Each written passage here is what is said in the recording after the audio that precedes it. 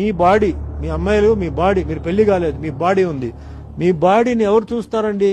మీ మొగుడు తప్ప మిగతా ఎవరు చూస్తారు? మీరు మొగుడుకు చూపిస్తారా, ఊరంతా వాళ్ళకి చూపిస్తారా? ఆలోచించండి.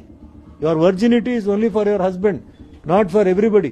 అది మైండ్లో పెట్టుకుని ఎలా డ్రెస్ చేయాలి, గుడికి వచ్చినప్పుడు ఎలా డ్రెస్ చేయాలి, గుడికి వచ్చినప్పుడు జీన్స్ టీ-షర్టా అమ్మాయిలు, అక్కడ చూరిదారు వేసుకొని రాకూడదా?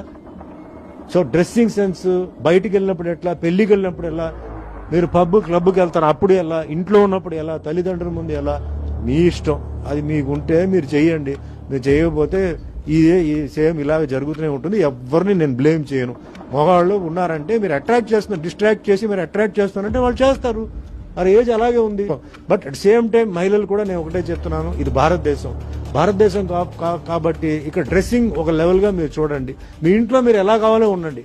బయటకు వచ్చినప్పుడు మీరు చాలా అంటే సెక్సీగా ఆ విధంగా డ్రెస్ చేసుకుని వస్తే మిమ్మల్ని కాపాడడానికి చట్టం లేదు. ఇక్కడ కోర్టుకు వెళ్తే కేసు ఫెయిల్ అవ్వదు. సో అందరూ బాగుండాలి. పేరెంట్స్, ముఖ్యంగా తల్లిదండ్రులు సార్, వాళ్ళు ఎంతో కష్టపడిన వాళ్ళు, పిల్లల్ని చదివిన వాళ్ళు, ఎన్నో కళలు ఉన్నాయి. ఫలానా వాళ్ళు ఫ్యామిలీ వాళ్ళ పిల్లలు ఇలా రోడ్డు మీద ఇలా చేస్తున్నారు, లేకపోతే ఇలా ఉన్నారంటే వాళ్ళకి ఎంత బాధ ఉంటుంది. ఆ బాధ వీళ్ళకి తెలియదు. వీళ్ళకి పిల్లలు పుడతారు, రేపు వీళ్ళు పిల్లలు పుట్టి అది చేసేటప్పుడు అప్పుడు తెలుస్తుంది. అప్పుడు మా తల్లిదండ్రులు కూడా ఎలా బాధపడి ఉంటారు అని అప్పుడు తెలుస్తుంది. అంచేత ఇది భారతదేశం కాబట్టి ఇక్కడ కొంచెం సంస్కృతి ఉంది, కొన్ని పద్ధతులు ఉన్నాయి, కొన్ని డ్రెస్సింగ్ ఇవి ఉన్నాయి.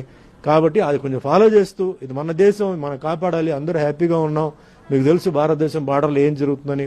ఉన్న రోజులు మనందరూ అక్కడ హ్యాపీగా, జాగ్రత్తగా అందరూ హ్యాపీగా ఉండాలని నేను ఇంత ఆవేశంతో మాట్లాడేది. ఎందుకంటే అభిమానులతో నేను ఈ లెవెల్కి వచ్చాను. కొన్ని అభిమానులు ఇంట్లో, అంటే నా అభిమానులు వాళ్ళ పిల్లలు కొంచెం అలా జరిగినప్పుడు వాళ్ళ బాధతో నాకు చెప్తున్నారు. వాళ్ళందరికీ చెప్తున్నాను, వేరే వాళ్ళు కూడా, నా అభిమానులు కాకపోయినా వేరే వాళ్ళకి చెప్తున్నాను. ఉన్న రోజులు let us be happy, let us live with love and affection, and let us all be Indians.